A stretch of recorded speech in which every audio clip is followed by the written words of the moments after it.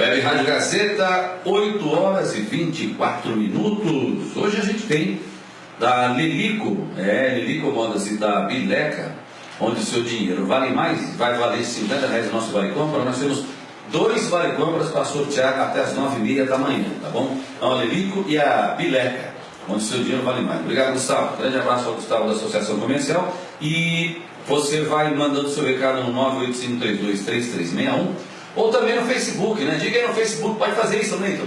Diga aí no Facebook, eu quero participar, pronto. Faz uma publicação no Facebook, eu quero participar, você já está concorrendo ao Vale Compra de R$50. A gente vai contemplar, sortear logo mais às 9h30 da manhã, tá bom? O objetivo nosso da Voz do Povo é ouvir um pouquinho, conversar com as pessoas, empresário, empreendedor, o industrial, o comerciante, as pessoas de maneira geral, as dificuldades do dia a dia nos bairros. Eu sempre digo, quem conhece as dificuldades da cidade é quem mora no bairro. A pessoa que mora no bairro é que sabe as necessidades que ali existem. Cada região tem uma necessidade diferente que precisa ser atendida. E o setor público precisa cuidar disso com muito carinho. O que é preciso terminar no Brasil, precisa extinguir, é o político de profissão. Nós precisamos resgatar, nós precisamos reaver o homem público. Lembra dessa figura? O homem público morreu. Os políticos conseguiram matar, na concepção da palavra, o que significa confiança, acabaram com a definição do que significa confiança, em função da má prática dos políticos, os maus políticos que afundaram o Brasil. Nós precisamos...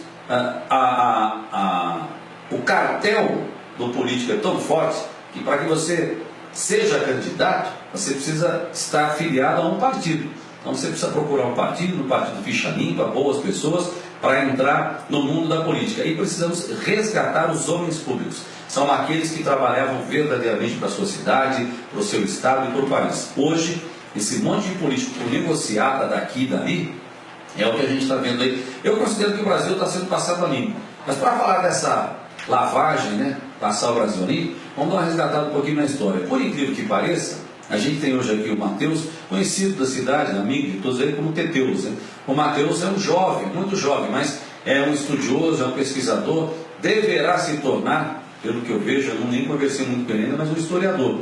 Qual é o papel do historiador? É conhecer a história, toda a história. Para conhecer a história você precisa estudar a história, entender. E a partir daí, na sociologia, filosofia, você forma conceitos e pode contribuir para uma boa sociedade. Matheus, bom dia. Obrigado por ter vindo. Aceita o nosso convite aí para bater um papo na Web Rádio Gazeta. Tudo bem? Tudo bem, bom dia.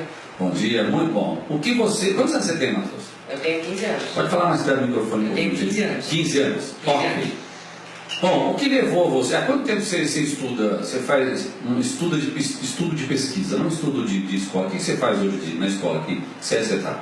Hoje eu estou no 2º ano do ensino médio. No 2º ano do ensino médio. Agora, fora isso, você é um estudioso, um pesquisador. Eu gosto de pesquisar a respeito da história do Brasil, né? Porque nem tudo a gente acaba aprendendo na escola. Ó, na escola, no que você já pesquisou, porque na escola você já percebeu que a escola está devendo? Sim, está devendo e isso é uma questão histórica. Ótimo. De hoje. O que nós temos para falar, por exemplo, do período, vamos começar do período militar para falar da atualidade e tentar depois fazer um comparativo, uma linha de raciocínio. O que você considera, na sua ótica, relevante no período militar e, por exemplo, não foi passado na escola? Por exemplo, por que ocorreu o chamado golpe militar? Isso é uma questão que a gente aprende na escola como se fosse simplesmente uma arbitrariedade por parte dos militares. E não foi bem assim. Isso é um exemplo. Pode citar, fala mais. Então, para começar, o golpe de 64 começa muito antes disso. Não foi, na verdade, um golpe, foi um contra-golpe. Foi uma medida para barrar o comunismo. Isso a gente já ouviu de muita gente. Provavelmente quem está ouvindo aqui e se interessa pela área já ouviu isso de diversas pessoas que se consideram de direita política. Mas o que as pessoas costumam não ter conhecimento é que todo esse contexto está ligado a algo anterior, que começa em 1922 com a chegada do PCB no Brasil. Quando a gente para pensar, na verdade, os militares eles não deram um golpe, foi um contra-golpe. Porque, vamos contextualizar de uma forma histórica. Em 1922 o PCB chegou no Brasil. 1927 eles já estavam se infiltrando nos quartéis e recebiam ordens diretas de Moscou, que era uma ação expansionista do comunismo. E acabaram por influenciar Luiz Carlos Prestes, que em 1935 protagonizou uma tentativa de golpe de Estado contra Getúlio Vargas. Ficou conhecida como a Revolta Vermelha de 35. Houveram outras tentativas de golpe, até contra o Dutra, e em 64 estava toda aquela questão, né, do João Goulart, todo mundo achando que ele era comunista, todo mundo com o pé atrás, e ele começou a se aproximar de pessoas que tinham tons muito radicais, como, por exemplo, o Leonel Brizola. Até teve a Comissão das Reformas, que foi uma reunião onde as pessoas influenciadas por essas ideias radicais estavam todas pedindo armas para ir para a luta armada. Estava uma situação muito difícil, muita incerteza. E o Goulart, ele queria se reeleger. Ele queria entrar de novo e ter mais um mandato, só que não podia. Então ele queria mudanças na Constituição. E muita gente não sabe disso daqui, mas ele já tinha um golpe de Estado planejado. Se o Congresso não aprovasse a candidatura dele, então 31 de maio era o dia marcado para um golpe de Estado por parte da esquerda. Como estava todo mundo pedindo, né, às vezes a gente também não fala na escola, então todo mundo estava com medo e pediram o apoio dos militares. Não foi uma arbitrariedade. Havia risco de golpe militar por parte da esquerda, já haviam guerrilhas. A própria Folha de São Paulo, em 12 de dezembro de 63, algum ano, esses primeiros anos da década de 60, noticiou que já haviam campos de treinamento dentro de Minas Gerais, campos de treinamento de guerrilha. Tudo isso começou em 1922 ou 27? 27. Não, 22, aí 27 se infiltraram no quartel, 35 teve a tentativa de golpe por parte de Luiz Carlos Prestes, depois teve uma tentativa falha também contra o governo Dutra, e aí em 64 estava todo esse contexto, na década de 60, os primeiros anos, 61, 62, 63 e um pouco 64. E aí o povo estava com medo, já estavam todos falando até mesmo em guerra civil, então era uma situação complicada. Quer dizer, eles já sabiam que vinham desde 1922, era contaminar, infiltrar, mudar e tomar o poder. Isso, era sempre uma mentalidade golpista por parte das guerrilhas. E o militar veio em 64 exatamente para impedir que isso ocorresse. Então, se deu da seguinte forma, teve uma tentativa de golpe por parte do grupo dos 11, que era do Leonel Brizola, falharam, o João Goulart se exilou, ele passou por Porto Alegre, se não me engano, depois ele foi para o Uruguai. E falhou a tentativa, né? Até tem uma história aí do general Olímpio Mourão Filho, que ele estava cansado da situação, pegou os seus homens com o apoio de alguns empresários de Minas Gerais e com o pedido do setor civil e marchou para Rio de Janeiro. E aí não tinha mais o que fazer, os militares tinham entrado em ação. Acabaram por tomar o poder, né? Teve um governo provisório, um presidente interino que agora não vou me lembrar o nome, e depois o general Castelo Branco assumiu, Humberto Castelo Branco.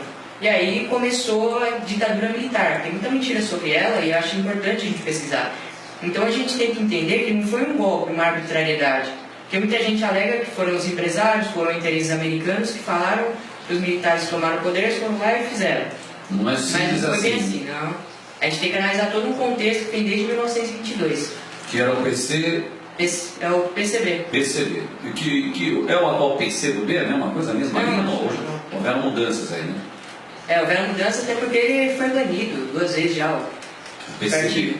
Isso. E aí, a partir de quando começou então a democracia? A democracia, ela volta com um processo de redemocratização gradual. Muita gente define um marco para isso, mas eu acho errado. Acho que a gente tem que ver que a ditadura militar foi perdendo força. Nos primeiros governos... Até porque, desculpa me interromper, mas até porque, pelo que se entende da história, a ditadura militar, o golpe militar, o chamado golpe militar, entre aspas, foi exatamente para impedir um outro golpe que era do PCB, correto? Foi então, dos comunistas, não só do PCB, eram vários grupos de guerrilha. Ok, a partir daí, por isso até ficou denominado como um governo interino. Sabia-se que o militarismo seria o ideal governo para o país. Por isso tornou-se um governo interino. E a partir de então, a redemocratização. É isso. Isso. Governo após governo, né, foram sendo colocadas pessoas no poder que não eram mais tão próximas da linha dura dos militares, e aí foi acontecendo a abertura para a redemocratização, a volta dos exilados, algumas outras medidas, até chegar, né, na morte do Tancredo, do Sarney, e depois já vieram as eleições. Já. Qual a diferença nas suas bases de estudos e pesquisa do socialismo, do comunismo e socialismo?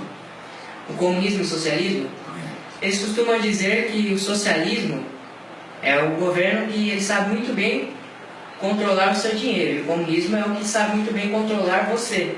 Correto. Ambos têm um controle total sobre tudo, diferente da democracia. Sim, mas muitas pessoas costumam afirmar também, alguns historiadores, alguns teóricos, que o comunismo, na verdade, é uma utopia. Nunca vai acontecer na prática. O Hitler. Está teorizado. Não, o Hitler era socialista. Então dizem que o socialismo é um caminho para o comunismo.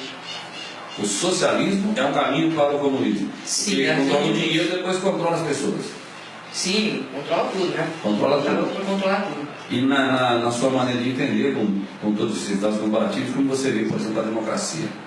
Como você vê a democracia e como ela está hoje? Né? A democracia é muito boa, sim, porém, ela depende de uma boa, como eu posso dizer, ela deve ser bem aplicada. Porque no Brasil, por exemplo, a pessoa não sabe nada, não sabe muitas vezes nem ler e escrever, mas ela é obrigada a votar. Não, nesse caso, analfabeto não. Mas o analfabeto político, no caso. Não sabe nada sobre política. Nada. Ele é obrigado a votar. Então isso acaba atrapalhando, porque acaba elegendo pessoas que não têm competência. Alguém por trás induz essa pessoa a votar onde quiser. Isso acontece muito também. Ainda acontece, é verdade. Muito. Então eu acho que seria importante acabar com essa questão do voto obrigatório também. E um outro aspecto importante, vamos ver se você concorda comigo. O camarada é um analfabeto político, muito bem colocado, é obrigado a votar. E por outro lado, o camarada também é um analfabeto político e pode ser candidato, qualquer um pode ser candidato. Também. Esse é o pior. Sim. Esse é o pior aspecto, eu diria.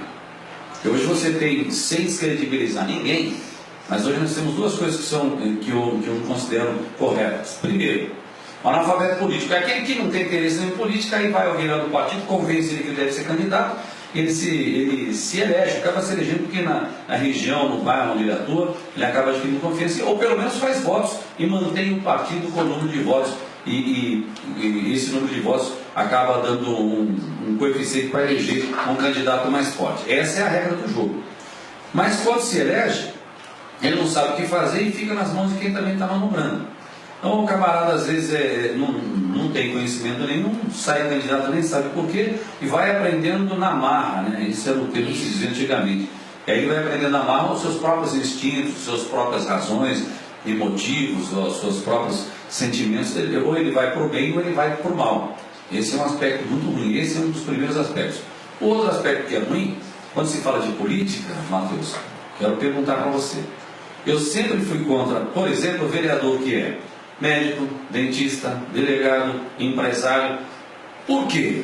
Não pode ser? Pode ser, desde que ele saiba, quando assumir uma cadeira na Câmara Municipal, ele deve ter um compromisso, até porque assumiu, se comprometeu a isso, a base de confiança do povo, ele deve ter um mínimo esperado de tempo disponível para a Câmara. Porque o que se vê hoje nas cidades é o seguinte, nas cidades, não é só aqui em Itupeva não, nas cidades, camarada é barbeiro ou cabeleireiro. O cabeleireiro tem uma capacidade de envolver o universo de pessoas muito grande. As pessoas vão no salão, cria aquela confiança com o cabeleireiro. Por isso que acaba fazendo boa votação, é na confiança.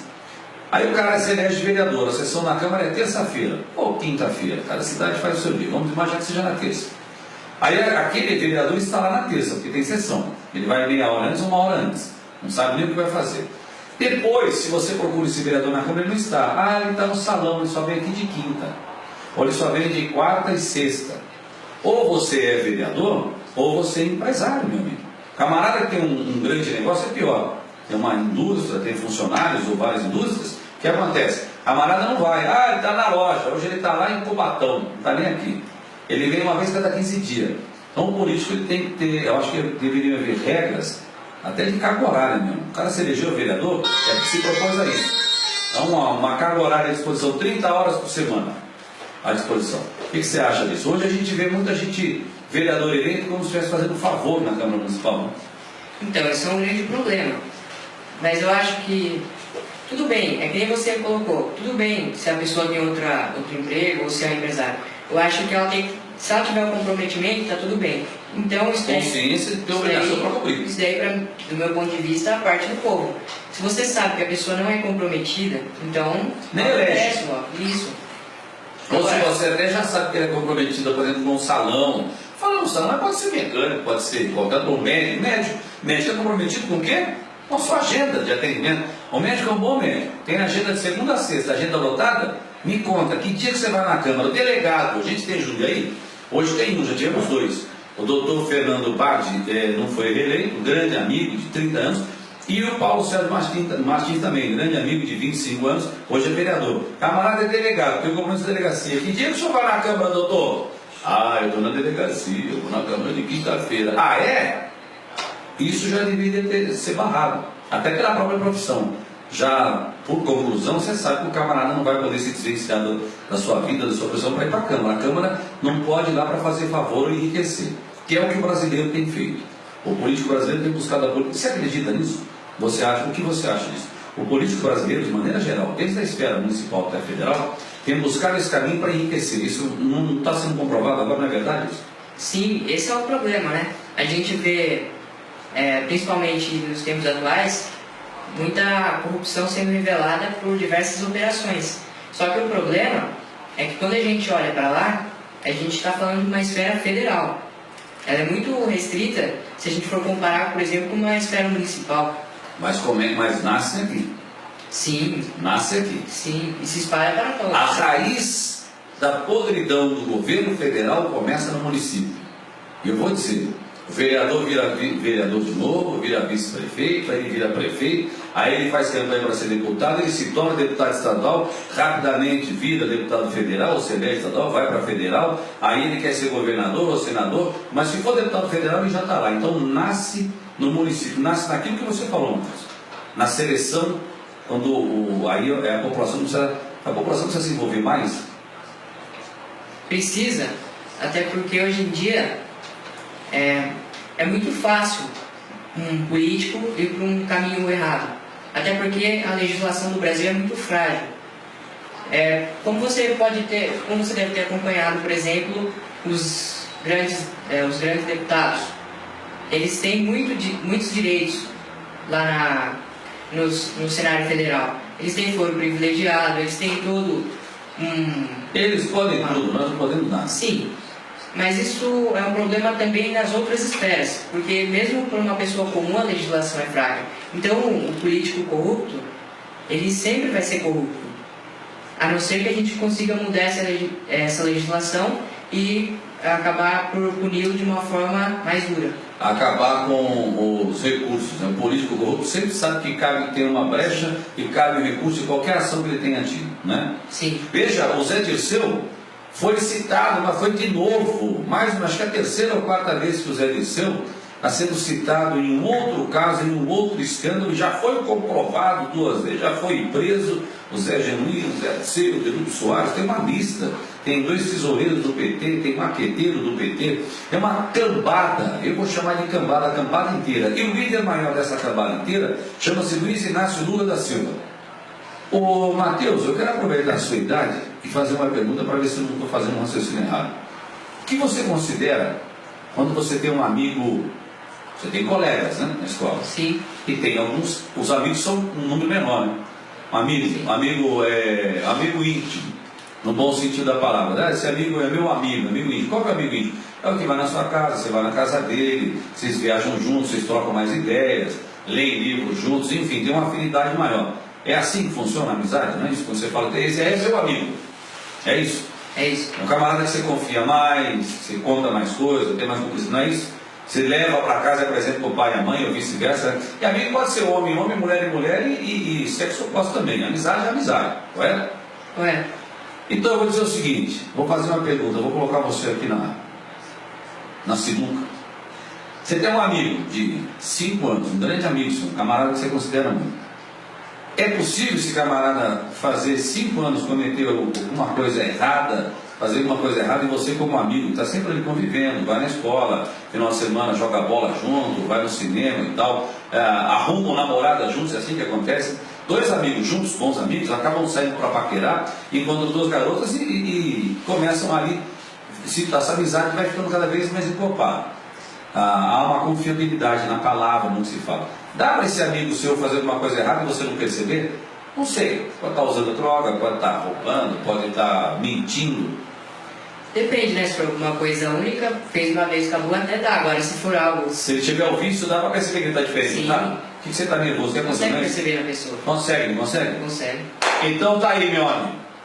Esse é meu amigo íntimo. Eu tenho a foto e vou mostrar. Tem um ex-ministro, amicíssimo da Dilma. Guzmão, Guzmão, nem me lembro o nome agora, é tanto nome. Gabes ou Gabes, né? Gabes ou Gabes. Eu acho que é Paulo Gabes, ou não sei o que, é Gabes. É um ex-ministro, eu já levanto já aqui, só procurar no grupo. Ex-amigo íntimo da Dilma, a gente já ex-ministro caçado aí. Ex-ministro condenado, amigo da Dilma, o Ítalo procurou pra gente. Agora apareceu um outro grande amigo que é o da termonuclear, da usina, que está sendo também, já está sendo buscado pela operação coercitiva, né? A ação coercitiva da Operação Lava Jato, a 31ª fase. É o diretor, o ex-presidente de uma termonuclear, é amicíssimo da Dilma. Quer dizer, amicíssimo, ex-ministro preso. O outro agora também já está sendo ouvido, o Zé Dirceu amicíssimo do Lula, e o Lula amicíssimo do João, do Zé, do Paulo. Aí você divulga amplamente, esse é meu amigo, esse aqui é amigo meu. Tá bom, ótimo, parabéns. Você escolhe a sua amizade, você escolhe as suas amizades. Me diga com quem andas, te direi quem és. O povo precisa salientar isso, não precisa, Matheus? Precisa. E outra coisa que as pessoas talvez não saibam, é que a presidenta do Rousseff, afastada, mas tudo bem, ela era terrorista na época da ditadura militar. Ela era integrante do grupo VAR Palmares. Muitas pessoas não sabem disso. Então, o que a gente tem no poder? Tem terrorista, tem gente com uma índole horrível, como a gente pode ver naqueles vazamentos de áudios que passou na televisão. Muito bem. Então, a gente pode ver várias questões do tipo, e aí a gente vai percebendo qual que é o nível das pessoas que estão no comando desse país. Quer dizer, aí, mas tem uma coisa, Matheus, que são as... E isso é difícil de trabalhar, mas é possível. É possível. Eu queria tentar encontrar aqui o site, e que é muito difícil controlar, são as mazelas da sociedade. O que são as mazelas da sociedade? A dificuldade que a família passa quando não tem alimento, quando não tem remédio, quando não tem vaga na escola, passa dificuldade. Baseado ou embasado nas mazelas da sociedade, é que essas pessoas de má índole conseguem a confiança. Porque vai lá e manda cesta básica, vai lá e manda tinta, tem um sem vergonha também, né? Camarada que pede tinta para pintar um muro, camarada, até pedir a mudança, o cara precisa fazer uma mudança e não tem como, aí o político vai lá, o político tem que deixar de ser assistencialista. O político assistencialista, basicamente, é o político que a gente já pode enganjar, enquadrar nessa característica, nesse meio de má índole ou não? Nem sempre. Os inocentes pagam pelos pecadores. Depende da intenção. Se ele vai ajudar alguém como pessoa, então ele que ajude. Agora, se ele vai ajudar alguém enquanto político, para receber voto ou alguma outra coisa, já é errado. Isso aí acabou afundando o país. Porque o início da crise se deve aos programas sociais. Se quiser, eu posso falar um pouco mais sobre isso. Pode falar, vamos falar dos programas sociais. Aliás, antes da gente falar dos programas sociais, agora 8h41, vamos ouvir uma musiquinha, vamos dar uma separada, um outro bloco de entrevista, a gente volta já. Olha aqui, ó. Pai de líder do PMDB no Rio de Janeiro ganha obras de R$100 mil da Rio 2016, sem licitação. 100. O pai do líder do PMDB no Rio de Janeiro ganha obras de R$100 mil no Rio 2016, sem licitação. Sabe o que é licitação? Licitação é feito ali uma ordem, um pedido de compra, todo mundo participa, todo mundo oferece o que tem de melhor e o melhor preço ganha com a melhor qualidade, e isso é feito, agora tem até o compra aberta, né, no computador, então é uma disputa. Aí foi feito sem licitação. O Rio de Janeiro está uma bagunça. A China, eu acho horrível. Se eu pegar um chinês hoje na rua, dou um pé do ouvido na orelha, safado. Luta com o fogo, dá uma paulada. Se não tiver jeito, não sai correndo e pega uma garrucha e dá um tiro na orelha. O chinês está caçando de brasileiro sem dó. Fizeram um vídeo aí no Facebook, caçando as Olimpíadas. Pode ser bem verdade, mas quem é chinês come cachorro para tirar sarro de brasileiro? Está de brincadeira. Mas é a realidade, infelizmente. O Brasil, o Rio está sem segurança, o Rio tem traficante, o Rio é só bandido que manda. E por que é assim, Matheus? Porque o pai do líder do PMDB, líder do partido, ganha obra sem licitação. Eles estão mais preocupados em ganhar dinheiro e ficar rico. É o que a gente está acabando de falar, isso aqui está acontecendo na prática. Ao invés de fazer uma segurança de verdade, saúde, infraestrutura para o carioca, para o estado inteiro, tá aí, os caras estão roubando e o povo vai virando uma guerrilha mesmo do povo, uma guerra social. Aí vem um conflito social, é difícil controlar. Aí, e o Zé Dirceu, citado mais uma vez, o Lula nem fala mais Zé Dirceu. Queria encontrar o Lula. Lula, como é que está seu amigo lá, o Zé Dirceu? Ou vai falar que é ex-amigo? Companheiro, faz tempo que não vi o Zé Dirceu. Mas a última vez que você falou com ele foi visita na cadeia, né, safado? Agora não é mais amigo. Esse aqui é o meu líder. Esse aqui é o meu líder, o Zé Dirceu. Pessoal competente, vai ajudar a governar o país. Nós vamos levar o país para frente. O Zé Dirceu, o Zé Genuíno, a Dilma. Esse é o grande chefe da quadrilha.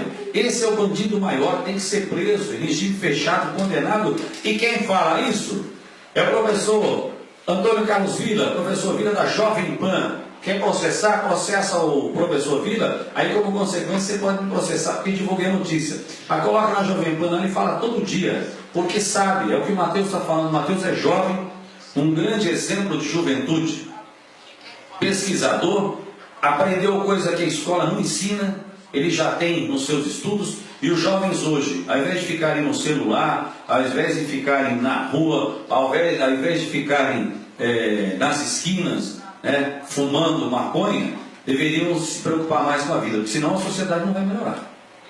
Se o jovem, se nós tivéssemos de cada 10 jovens, pelo menos 8 igual o Matheus, eu acho que tem 1 ou 2. Olha que número ruim, né? Acho que tem 1 ou 2. Vamos de música, a gente volta já. 8h51.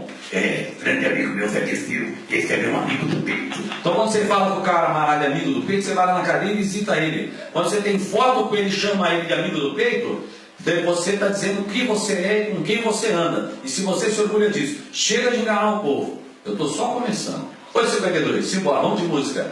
Gazeta, Web Rádio Gazeta, junto com você, a voz do povo. Hoje a gente está falando com o Teteus, com o Matheus, batendo um papo aqui, bem à vontade, bem tranquilo. E você também pode vir para a entrevista, qualquer pessoa do povo. Manda seu WhatsApp, 985-323361.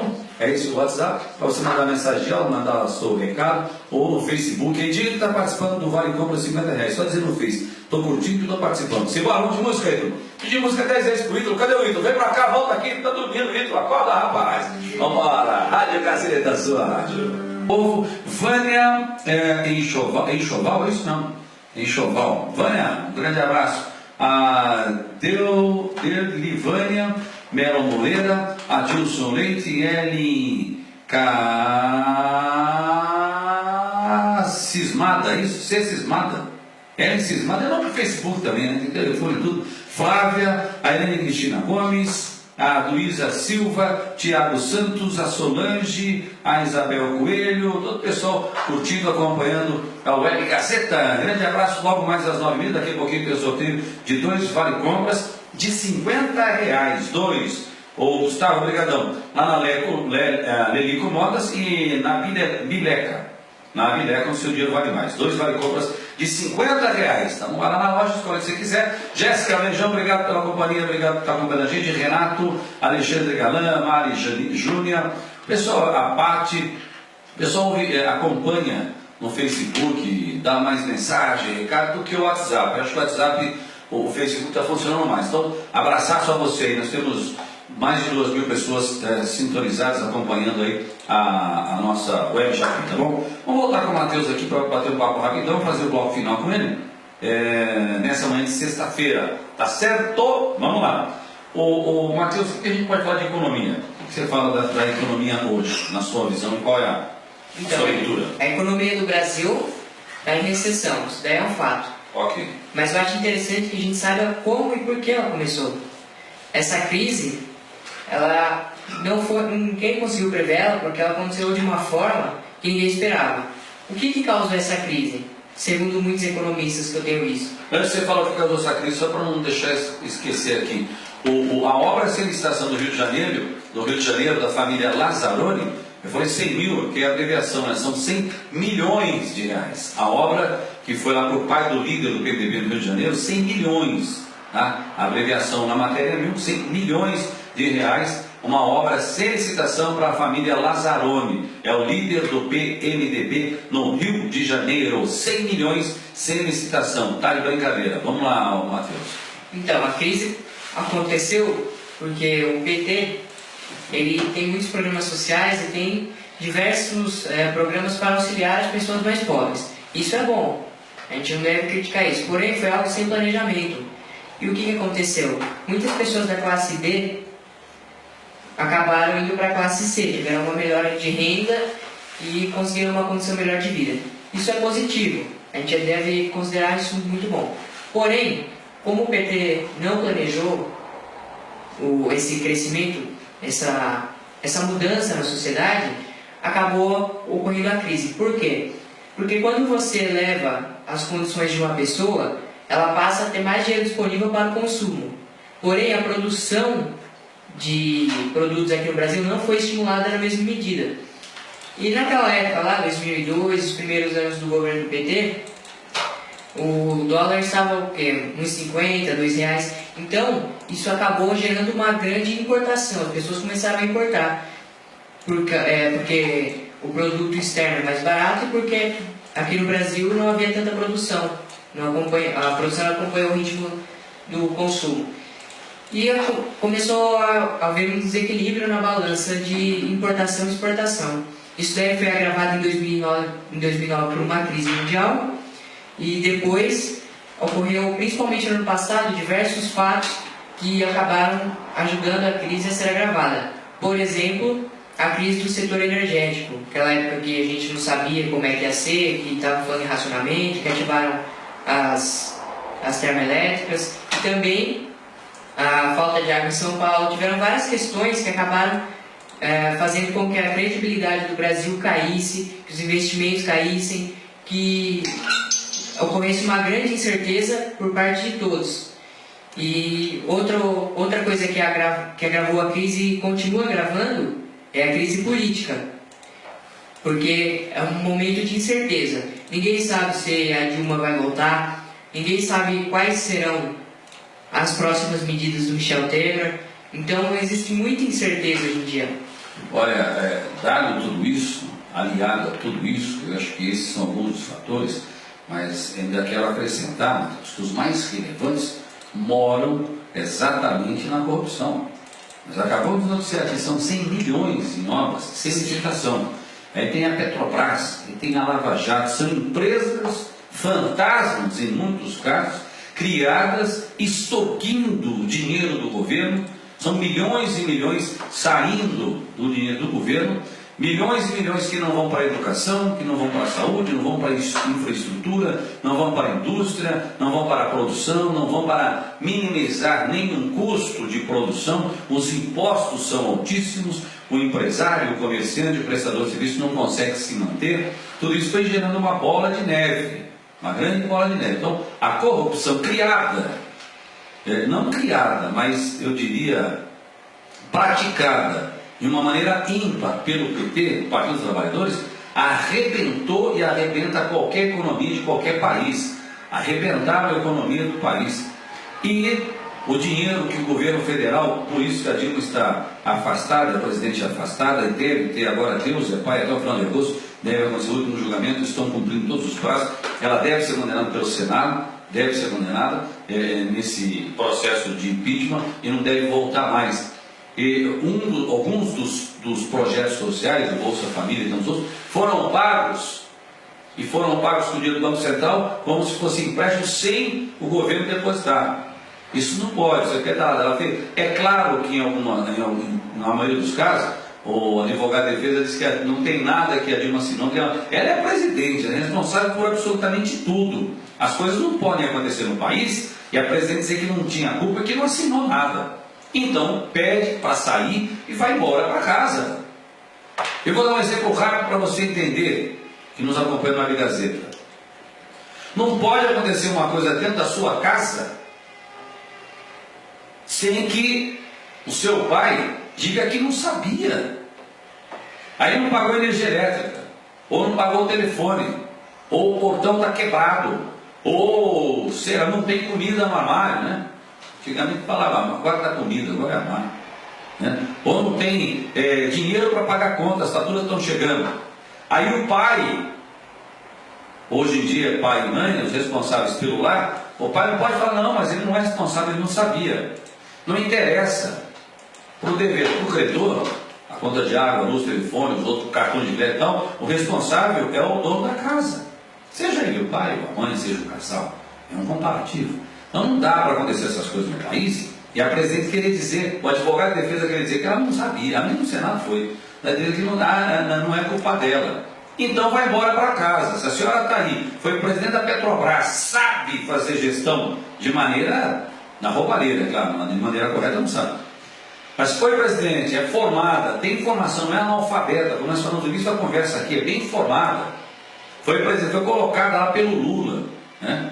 O Lula queria mandar por trás governar, colocou lá uma pessoa que não tem a mínima capacidade de gestão, mas assinou, foi candidata, quis assumir e assumiu. Aí acontece a verdade, dizer que não é culpa, vai embora para casa. Se assume o negócio, ela não pode ser assim, Matheus. Se assume um projeto, aí o projeto tá bom, foi eu que fiz. Aí o projeto deu errado, fala, não tive culpa. Peraí, se assumiu o projeto aqui é a presidência da República. O camarada que assume a Câmara Municipal, nós estamos em anos de eleição. Ele tem que ser responsável, tem que fiscalizar. E eu vou dizer uma coisa muito séria aqui. É só você que nos acompanha na Gazeta aí no Facebook. Compartilha, curte. Eu não sei, oficialmente eu não sei. O vereador Angelim, né? O vereador Angelim teve aqui e passou alguns números. Ele é vereador, ele é autoridade, ele tem esses números. Há quem diga, e eu acho que são documentos, já não tenho comprovação ainda na minha mão, mas a gente levanta. A dívida da prefeitura hoje ultrapassa 60 milhões. Até o último governo, o governo anterior, não tinha débito. Agora já tem um rombo, né? Então eu vou dizer o seguinte, o vereador, vamos tirar o Ezequiel e o Angelim. O resto, são 9 aqui, vereadores? São 9, então deixa 7 aí. Você assumiu a Câmara Municipal com o compromisso de fiscalizar o Executivo, as contas, contratos, orçamento, plano plurianual. Não é isso? Você assumiu. Se no final desse governo tiver um rombo de 1 centavo, nós vamos falar em 60 milhões. O senhor vereador tem culpa, porque o senhor está aí para fiscalizar isso e não para sair na foto do prefeito e dizer que tudo que ele faz é bonito. Olha que prefeito, por isso acontece tudo acontecendo. Olha como esse prefeito é bonzinho, esse prefeito é maravilhoso, olha como ele governa bem. Olha, para com isso. Vereador, ela trabalha preto no branco, papel, contrato, números. Se existe dívida, é porque existe má administração. Então o vereador é diretamente responsável, porque o papel do vereador é fiscalizar. Você que é da população, não seja trouxa, não seja bobo, não seja enganado. Chega de mentira, chega de roubalheira, chega de sinistro. O vereador que compactuou ou deixou passar essa dívida é cúmplice. Várzea ficou com uma dívida de 90 milhões. A culpa ficou com o ex-prefeito Eduardo Pereira, que não apareceu. Não é candidato, não foi um bom prefeito. Era prefeito do PT. Não foi um bom prefeito? Por que não voltou para ser candidato agora? Sumiu. Ninguém sabe onde está Eduardo. 90 milhões. O erro é não culpar os vereadores também. Os vereadores têm culpa nessa soma, nessa conta toda. Eles tinham que estar acompanhando. É esse o papel do vereador. Então, Matheus, e você que acompanha a Web Gazeta, você não pode assumir um projeto e depois dizer que não é culpa sua. A Dilma deverá sim ser afastada definitivamente, praticou as pedaladas, tem mais que comprovação que isso foi feito, não pode ser feito, sabia que não podia ser feito, deixou acontecer. Se você sabe que não pode apagar a luz, não apaga. Ah, você sabia que não podia apagar e deixou apagar. Melhor, se você sabe que se não pagar a energia elétrica, a sua luz vai ser cortada, paga a energia elétrica. É via de regra. Ah, eu não sabia. Sabia sim. Entendeu? Então é preciso, o que eu quero dizer a você aqui, minha amiga, da Web Reserva, é preciso responsabilidade, muita responsabilidade, seriedade. O pai de família tem, o empresário tem, o comerciante tem, o prestador de serviço tem. Falta o político criar vergonha na cara agora inteira também. E falta você que tem a arma agora, a gente fala isso todo ano de eleição. Você que tem a arma agora, que é o voto, você que vota, a arma é sua. Mas essa arma tem que ser positiva. Faça como o Mateus, menino estudioso, menino que além de estudar faz as suas pesquisas, seja consciente. Vote consciente. Que depois que você votar, depois do dia 2 de outubro, você está fora do processo. Infelizmente o Brasil é assim. Você vai agora até 2 de outubro. Você vai ser procurado, você vai ser abraçado, você vai ser agradado. Vai em churrasco, bobão. Vai, bobão, em churrasco. Seu trouxa. Vai lá que ele vai fazer churrasco lá. Ele quem? O mal político. Não precisa falar nome. Vai lá, vai ter um churrasco lá. Aí você vai lá, bobão. Toma cerveja, come carne. É só. No dia 3 de outubro você esquece. Está fora do processo. Então o churrasco. O que tem depois de pagar um churrasco? É brincadeira. Fazer mudança. Leva nas costas. Pede para um amigo. Faz qualquer coisa. Mas se vira disso. Se livra disso aí. É por sua responsabilidade também da população para a gente consertar. A culpa do que está aí é sua. Porque você que elegeu e se bobear vai eleger de novo. A culpa é sua, não é minha. Eu nunca votei no PT. Nunca. Nunca votei no PT. E, para a gente finalizar, 9h30, já voltamos nos dois depois, ela também vai embora. Nós temos aqui um exemplo clássico. Uma quadrilha. Quadrilha. Eles roubam o banco, eles assaltam, falsificam cheque, estelionatários, mentirosos e tal. Eles moram na casa A, no bairro A, né? Eles moram lá. Essa quadrilha, depois de 10, 12 anos, muda para um bairro B. Aí é a casa B. Eles mudaram de casa. Mudou alguma coisa? Por favor, né, gente? Mudou alguma coisa? Eles mudaram de casa, passaram a ser bonzinho agora? Então, amigo, o PT afundou o Brasil. E não sou eu que estou dizendo, o Brasil saiu às ruas. A primeira manifestação foi contra o aumento abusivo nas passagens, porque o povo não aguentava mais, e chega de corrupção. Essa foi a grita. Primeira manifestação. Sem políticos, sem sindicatos, sem nada. Era o povo. Puramente, assim não está batendo panela, é o povo que bate panela. Depois vem ninguém de sindicato, depois vem ninguém com bandeira. Tem um nego do PT que apanhou na rua com bandeira lá. Não tem nada a ver com o partido, é o povo que não aguenta mais. O povo precisa um pouco mais de dignidade. Ok? Então, o PT praticou atos corruptos durante muitos anos. E aí, eu temo, eu lamento, mas também cada um se vire, né? Pelos bons políticos. Eu acredito que existem pessoas boas no partido. Eu acredito, mas essa quadrilha, que é o Lula, que é a Dilma, que é os 2 tesoureiros presos, que é o Marqueteiro, que é o Zé Dirceu, Zé Genuíno, Delúbio, essa camada toda, eles foram encabeçando, foram envolvendo todo mundo. É o interesse, o camarada também deu por interesse. Vai ficar rico, o prefeito entra, o vereador entra, fizeram aí uma bola de neve. O camarada que é de boa índole, é de boa índole, então a gente tem que encontrar, tem que salvar. E enriquecer rapidamente, já vê que está no meio da quadrilha. Eu temo por isso, mas eu vou dizer uma coisa para você. Nos últimos anos o PT afundou o Brasil, o povo é que está dizendo isso, não estou dizendo, só estou repetindo o que é realidade. Tem gente pedindo a extinção do partido já. O que eu quero te dizer é simples e fácil. Cuidado para quem mudou de partido nos últimos 6 meses, tá? É igual a quadrilha que muda de endereço. Você sai do partido em 6 meses e apaga o seu passado? É isso? Fique atento, eleitor. Falta a conscientização, né, Matheus? É preciso isso para dar uma resolvida boa, né? Isso, falta muita consciência por parte do povo, como a gente já tratou aqui hoje, né? A gente falou da questão do voto obrigatório, até mesmo por parte de quem não sabe nada de política, e eu acho importante que todo mundo pesquise e vote com consciência. Ô Matheus, obrigado pela sua visita. Hoje eu quero falar mais com você, vamos marcar outros dias, vamos bater papo. É importante, eu gosto de falar com gente inteligente, gente estudiosa, gente dedicada. É importante, nós precisamos de ações inteligentes. Nós precisamos deixar de ser todos nós, cada um de nós, você que me acompanha na Vegas, você é uma fonte de energia. Cada um de nós somos uma fonte de energia. Basta saber onde direcionar, para onde direcionar essa energia. Ela tem que ser positiva e você precisa ter ações inteligentes. Não faça nada em troca. Quando você trabalha e tem remuneração, você teve remuneração porque trabalhou. Não fica aceitando um favor. Você não é aleijado, você não é doente, não pode falar mais aleijado, agora é deficiente. Antigamente falava aleijado na minha época. Agora é portador de deficiência. Quer dizer, tornou-se até pejorativo. Então, você não é deficiente, nem mental. E olha, tem muita gente deficiente. Eu tenho amigos que têm deficiência, são portadores e trabalham. Não precisa ter dó. Então use a inteligência. Você pode trabalhar, você pode construir o seu caminho e pode conquistar o que precisa. Você é uma fonte de energia. Não fica aceitando o favor de político. Quando o camarada fizer um favor para você, ele só quer uma coisa só, ele quer o voto. Manda ele pastar, manda ele embora. Mas precisamos resgatar, eu já disse isso hoje, os homens públicos. O homem público é aquele que aceita a missão de trabalhar pela sua comunidade.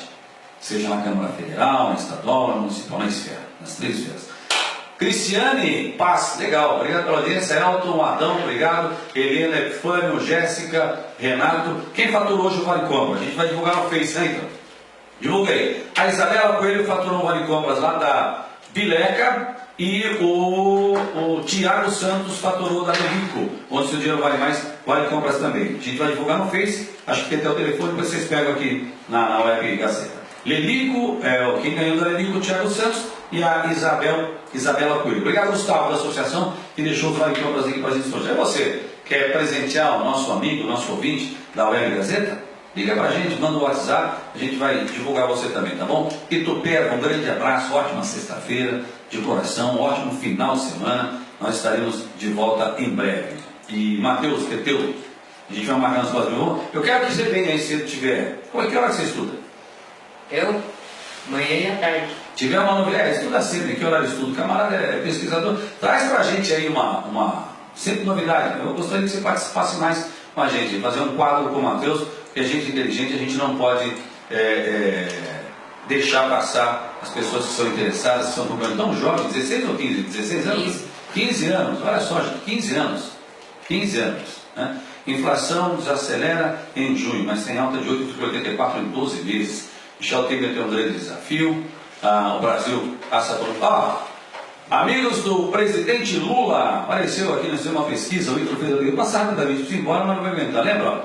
O nome dos encontrados para a mesa do ministro da Casa Civil, Eliseu Padilha, delator apontou propina para o ex-ministro Gabas, era o Gabas, amigo de Dilma, esse era o Gabas, amigão de Dilma, e agora da termonuclear também, amigo da Dilma, tudo amigo. Poxa vida, seu amigo está envolvido num crime. Isso quando, Matheus, eu precisava ir embora, mas não consigo. Quando seu amigo está envolvido num crime, você é ou não é? A gente assiste filme, a CIA, FBI, né? FBI.